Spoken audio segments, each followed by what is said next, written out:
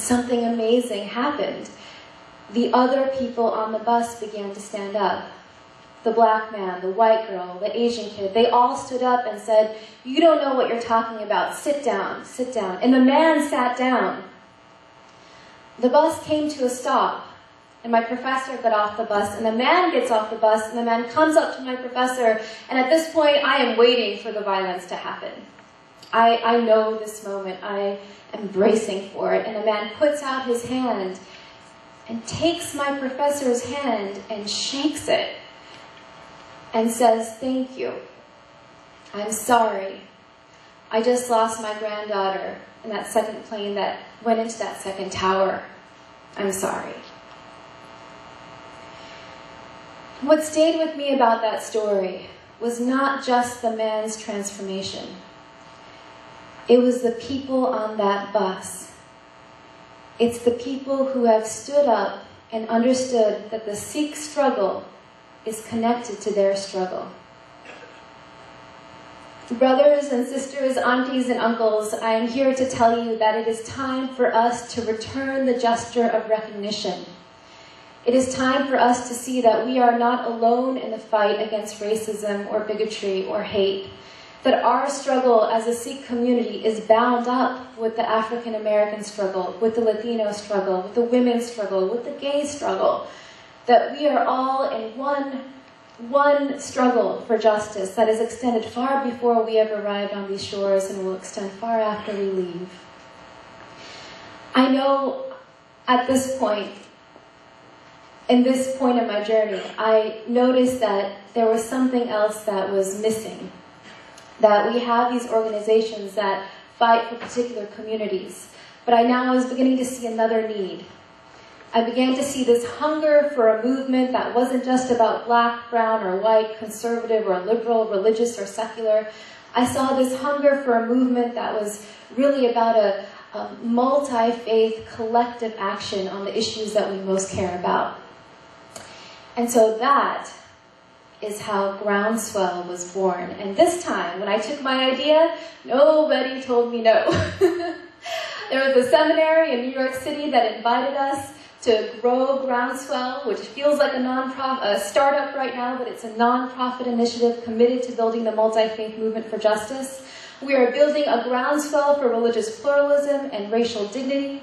We are building a groundswell to protect LGBT people who face hate violence and bullying just like we do. And we're building a groundswell for a just economy so corporations act morally and responsibly. Just yesterday, we made the Washington Post because we held this huge rally in front of Village Voice Media that often holds... Their adult services section is known to traffic young girls and boys. There's a Muslim, Jew, Christian, atheist, and there was a Sikh there saying this is an issue that all of us must create a groundswell around in order to make real and lasting change. We launched in September. It's been less than 6 months, and we have more than 17,000 people from all over the country who have joined Common Cause to make this happen. There are 3 lessons.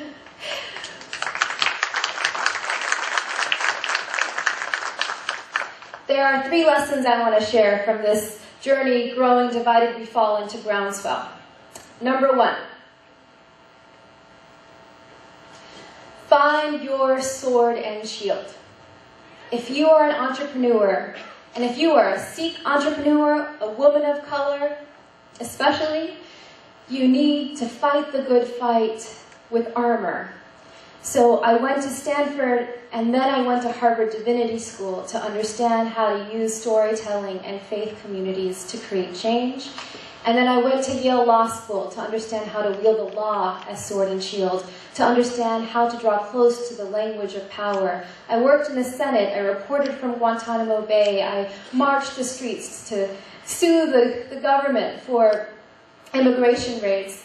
There's a whole session of experience in law school that made me sober about power, but I saw that as essential training for what I'm doing now. So if you're an entrepreneur, think about the skill sets that you need. Invest in yourself.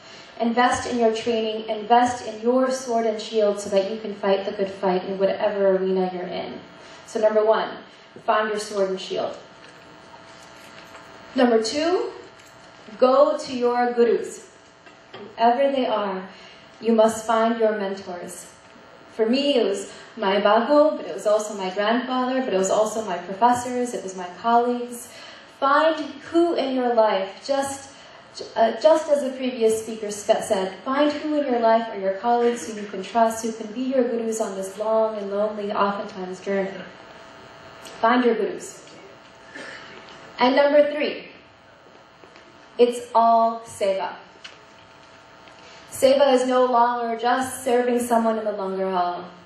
Seva can be a film, seva can be a campaign, seva can be an organization.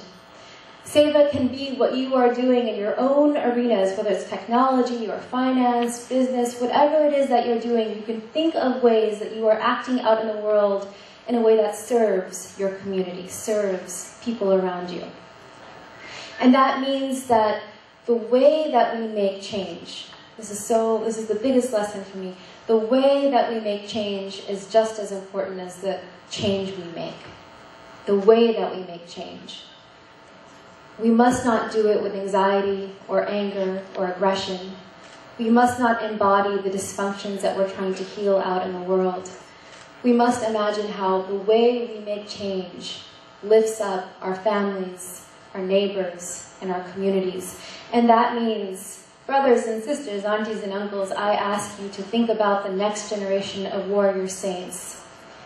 The girls and the women in your family and your gurdwaras. I'm very, very honored to say there's a whole generation of women who have entered law and journalism and business that never happened before a decade ago. And one of them, Sarpreet Kaur, at the Sikh Coalition, is standing right here as a source of inspiration for many years now. Thank you.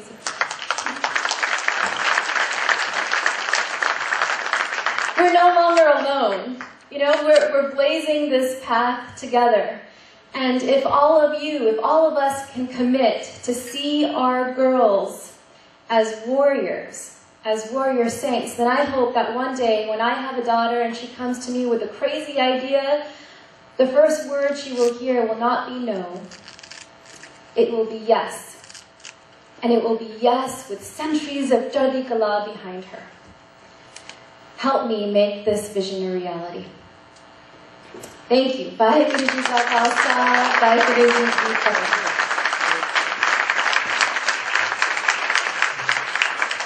Wasn't that amazing? To our motto.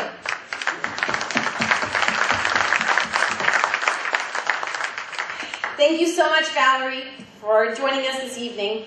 I would like to call Sarpreet Kaur, the Executive Director of the Sikh Coalition, and Penny Sandhu, the Executive Director of Just Punjabi, to present Valerie with this prestigious award.